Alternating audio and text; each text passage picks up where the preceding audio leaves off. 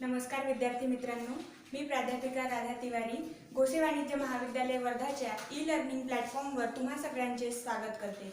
विद्यार्थी मित्रांनो, मागील भागामध्ये आपण कंपनीचे विविध प्रकार अभ्यासले आणि त्याच प्रकारांपैकी अगदी महत्त्वाचा आणि आपल्याला कंपनी कायदा शिकत असताना ज्या कंपनी प्रकारांचा सखोल अभ्यास करायचा आहे त्याच प्रकारांच्या मध्ये असलेला फरक आज आपण इथे अभ्यासणार आहोत। तर ते दोन मुख्य कंपनी प्रकार म्हणजे नेमके कोणते?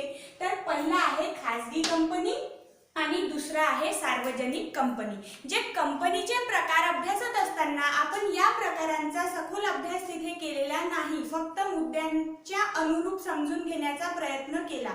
परंतु ज्या कंपनी प्रकारांवरच आपला कायदा सगळ्यात जास्त क्रियान्वित होणार आहे त्या कंपनी प्रकारांची माहिती तुम्हाला पुरेपूर हवी म्हणून आजचा आपला हा व्हिडिओ आहे, जेणेकरून आपण एक एक मुद्दा घेऊन जसं पहिला सभासदांची संख्या नेमकी किती अशा असंख्य मुद्द्यांच्या अनुरूप खाजगी कंपनी आणि सार्वजनिक कंपनी या दोघांमधील फरक अभ्यासणार आहोत। तर सुरुवात करूया आपल्या खाजगी कंपनी आणि सार्वजनिक कंपनीच्या फरकाला। यामध्ये सगळ्यात पहिला मुद्दा जर फरक करायचा आहे तर दोन कंपन्यांमध्ये नेमका काय फरक आहे, तर याचा पहिला मुद्दा आहे सभासदांची संख्या। तर खाजगी कंपनीमध्ये जर आपल्याला कंपनीची सुरुवात करायची आहे तर कमीत कमी 2 सभासद हवे आणि जास्तीत जास्तची संख्या येथे 200 ठेवण्यात आलेली आहे। म्हणजे खाजगी कंपनीकरिता सभासदांची संख्या कमीत कमी 2 व जास्तीत जास्त 200। परंतु जर आपण सार्वजनिक कंपनीचा विचार करायला गेलो तर इथे कमीत कमी सभासद संख्या 7 नमूद करण्यात आलेली आहे आणि जास्तीत जास्त सभासद संख्या करिता कोणतंही बंधन ठेवण्यात आलेलं नाही आहे। म्हणजे जास्तीत जास्त किंवा आपण ज्याला महत्तम म्हणतो ही महत्तम संख्या अमर्याद सार्वजनिक कंपनीच्या बाबतीत दर्शवण्यात आलेली आहे। दुसरा फरकाचा मुद्दा आहे व्यवसाय प्रारंभ कधी करायचा किंवा व्यवसाय प्रारंभनाच्या काय अटी आहेत। तर कंपनी कायदा 2013 लागू होण्यापूर्वी जेव्हा आपण कंपनी कायदा 1956 च्या अनुसार कार्य करत होतो तेव्हा सार्वजनिक कंपनीला नोंदणी झाल्यानंतर खाजगी कंपनी आपण पहिले खाजगी कंपनी बघतोय म्हणून नोंदणी झाल्यानंतर खाजगी कंपनी व्यवसाय प्रारंभ करू शकत होती। परंतु 2013 च्या कायद्यानुसार व्यवसाय प्रारंभ करण्याकरिता अगदी नोंदणी झाल्याबरोबरच ती प्रक्रिया करणे खाजगी कंपनी करिता सुद्धा सुसह्य नाही आहे। म्हणजे इथे 2013 च्या कायद्यानुसार खाजगी कंपनी सुद्धा नोंदणी झाल्यानंतर व्यवसाय प्रारंभ करू शकत नाही। आणि जर सार्वजनिक कंपनीचा व्यवसाय प्रारंभनाच्या अटी बघायच्या असतील तर सार्वजनिक कंपनीला जेव्हा व्यवसाय प्रारंभन प्रमाणपत्र म्हणजे आता तुम्ही कार्य करण्याकरिता सुसज्ज आहात याची ग्वाही देणारं प्रमाणपत्र म्हणजेच व्यवसाय प्रारंभन प्रमाणपत्र जेव्हा मिळतं तेव्हाच सार्वजनिक कंपनी आपल्या व्यवसायाला प्रारंभ करत असते। तर हा व्यवसाय प्रारंभाच्या अनुरूप आपण फरक किंवा इथे फरकाचा मुद्दा अभ्यासला। त्याच्यानंतरचा मुद्दा आहे भाग हस्तांतरण। मग खाजगी कंपनीमध्ये भाग हस्तांतरणाची मुभा आहे का? तर या प्रश्नाचं उत्तर आहे की जर खाजगी कंपनीच्या अंतर्गत एखाद्या व्यक्तीला भाग हस्तांतरण करायचे असतील तर ते करू शकत नाही, कारण खाजगी कंपनीमध्ये भाग हस्तांतरणावर निर्बंध घातण्यात आलेली आहेत। त्याच्या उलट जर आपण सार्वजनिक कंपनी अभ्यासाला निघू तर त्यामध्ये हस्तांतरणाची क्रिया अगदी सहज आहे आणि हस्तांतर करणे शक्य सुद्धा आहे। यानंतरचा आपला फरकाचा मुद्दा आहे घटनापत्रक व नियमावलीचे सादरीकरण। जर खाजगी कंपनीचं घटनापत्रक किंवा नियमावली जर आपण तयार केली तर ती आपल्याला नोंदणी अधिकाऱ्याला सादर करावी लागत नाही।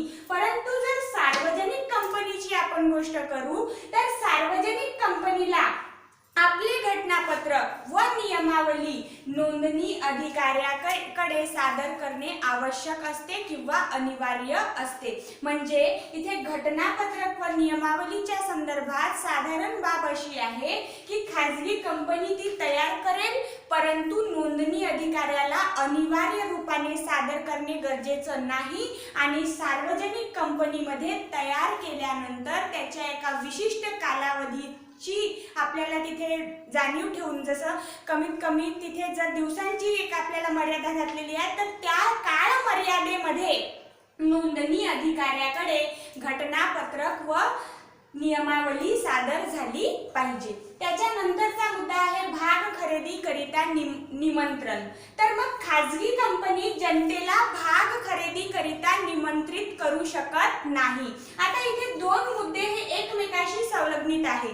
जेव्हा भाग हस्तांतरण करता येत नाही तिथेच आपण लक्षात ठेवू शकतो की इथे जनतेला खरेदी करिता आवाहन सुद्धा करता येत नाही, ज्याला आपण इथे निमंत्रित करणे म्हटलेलं आहे की आपण जनतेला आवाहन करणे की तुम्ही आमच्या कंपनीचे भाग खरेदी करण्याकरिता या, ही प्रक्रिया खाजगी कंपनीमध्ये करता येत नाही. त्या उलट सार्वजनिक कंपनी भाग खरेदी करिता सर्वसाधारण जनतेला निमंत्रित करू शकते किंवा आवाहनित करू शकते. त्याच्यानंतरचा आपला फरकाचा मुद्दा आहे विशिष्ट शब्दाचा वापर. जर खाजगी कंपनी निर्माण होती आहे किंवा खाजगी कंपनीचं नाव निर्धारण होत आहे तर या प्रक्रियेमध्ये खाजगी कंपनीच्या नावाच्या शेवटी खाजगी मर्यादित म्हणजे प्रायव्हेट लिमिटेड हा शब्द प्रयोग करणे किंवा शब्दाचा वापर करणे अनिवार्य असतो आणि तो करावाच लागतो. त्याविरुद्ध सार्वजनिक कंपनीमध्ये जर नाव निर्धारणाची प्रक्रिया होती आहे तर त्या नाव निर्धारणामध्ये मर्यादित शब्दाचा वापर करावा लागतो. त्याच्यानंतरचा मुद्दा सभेचे नियम. खाजगी कंपनीला सभेचे नियम तयार करण्याची आवश्यकता राहत नाही. म्हणजे विशिष्ट नियमांच्या चाकोरीमध्ये किंवा नियमांनाच आपण अनुसरून सभा घ्यावी किंवा सभेचे आयोजन करावे असं कोणतंही कायद्याच्या अनुरूप बंधन खाजगी कंपनीवर घालण्यात आलेलं नाही आहे. परंतु त्याविरुद्ध सार्वजनिक कंपनीची जर आपण चर्चा करतोय तर सार्वजनिक कंपनीला कंपनी कायद्याच्या अनुसार सभेचे नियम तयार करावे लागतात आणि त्या नियमा अनुरूपच सभा घ्यावी लागते. म्हणजे या मुद्द्याचा अर्थ सभेच्या नियमावरून किंवा अन्य मुद्द्यांवरून आपण हे समजू शकतो की कायद्यान्वये किंवा कायद्याला अनुसरून सार्वजनिक कंपनीकरिता नियमांची चाकोरी थोडी विस्तृत करण्यात आलेली आहे. थोड्या प्रमाणात कुठे ना कुठे सार्वजनिक कंपनीला नियमांचं अनुसरण करणं बंधनकारक करण्यात आलेलं आहे आणि तिथेच जर आपण खाजगी कंपनीची चर्चा करायला निघालो तर खाजगी कंपनीकरिता नियम हे शिथिल करण्यात आलेले आहेत. म्हणजे थोड्या प्रमाणामध्ये त्यांना सूट देण्यात आलेली आहे. त्याच्यानंतरचा आपला मुद्दा आहे वैधानिक सभा. खाजगी कंपनीला वैधानिक सभा बोलविण्याची गरज नसते आणि त्याच्या विरुद्ध सार्वजनिक कंपनीला वैधानिक सभा बोलविणे अनिवार्य असतात. पुन्हा या दोन मुद्द्यांची आपण इथे सांगड घालू शकतो की जिथे सभेकरिता नियमच नाहीत तर मग ते आपले अंतर्गत व्यवहार आपल्या लेवलवर किंवा पातळीवर चालून आपलं काम भागवू शकतात. परंतु ज्यांना सभेच्या नियमांकरिता जितके आपल्याला कायद्याला अनुसरून कार्य करायचं आहे तर त्यांना जर वैधानिक सभा बोलवायची आहे किंवा एखाद्या सभेचं आयोजन करायचं आहे तर त्याकरिता कायद्याला अनुसरणे फार आवश्यक आहे. म्हणूनच इथे सभेचे नियम व वैधानिक सभा या दोन मुद्द्यांना लक्षात ठेवण्याकरिता तुम्ही असा वापर करू शकता की खाजगी कंपनीमध्ये सभा घेण्याकरिता नियम नाही, म्हणूनच वैधानिक सभा बोलवण्याची सक्ती सुद्धा नाही आणि सार्वजनिक कंपनीमध्ये कायद्यानुसार सभेचे आयोजन करावे लागते आणि म्हणूनच वैधानिक रूपाने म्हणजे ज्याला आपण कायदा संमत म्हणू अशी सभा सार्वजनिक कंपनीला आयोजित करावी लागते. त्याच्यानंतरचा मुद्दा आहे हिशेब पत्रके. आता खाजगी जर कंपनी आहे जिथे आपण भाग हस्तांतर करत नाही आहोत, बाहेरच्या व्यक्तींना आपल्या कंपनीमध्ये किंवा आपल्या व्यवसायामध्ये आपण घेत नाही आहोत, मग अशा परिस्थितीमध्ये सगळा व्यवहार हा अंतर्गत चालू आहे. तर जर बाहेरच्या व्यक्तींना आपण जबाबदेहीच नाही आपली, आपण तिथे त्यांना काही सांगण्याकरिता बाध्यच नाही आहोत, तर अशा परिस्थितीमध्ये हिशेब पत्रके प्रसिद्ध करण्याची सुद्धा गरज नाही आहे.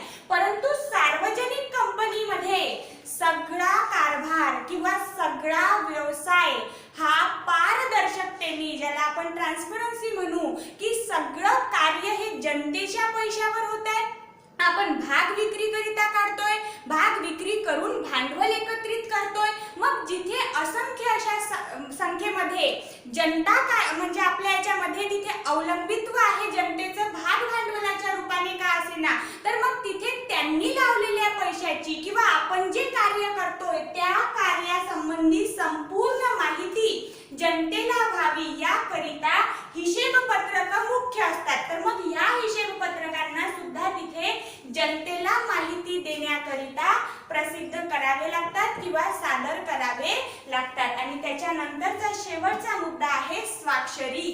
जर कंपनीचं घटनापत्रक तयार करायचं आहे तर त्या घटनापत्रकावर कमीत कमी किती सभासदांची किंवा संचालकांची स्वाक्षरी हवी, तर या प्रश्नाकरिता खाजगी कंपनीमध्ये संचालकांची संख्या कमीत कमी 2 आहे. म्हणजे घटनापत्रकावर केवळ 2 संचालकांच्या स्वाक्षऱ्या आवश्यक आहेत आणि सार्वजनिक कंपनीच्या बाबतीत किमान 7 संचालकांच्या स्वाक्षऱ्या आवश्यक आपल्याला असणार आहेत. तर विद्यार्थी मित्रांनो, आजच्या या आपल्या व्हिडिओमध्ये मागल्या आपल्या व्हिडिओची आपण इथे जोड घेऊन, म्हणजे जिथे आपण कंपनी प्रकार वेगवेगळे, जिथे आपण ज्याला आपण म्हणू की सनदी, वैधानिक आणि नोंदणीकृत असा एक वेगळा क्रमशः प्रकार अभ्यासण्याचा आपण कल केला होता. त्यापैकी 2 मुख्य प्रकार घेऊन आज आपण इथे फरक स्पष्ट केलेला आहे.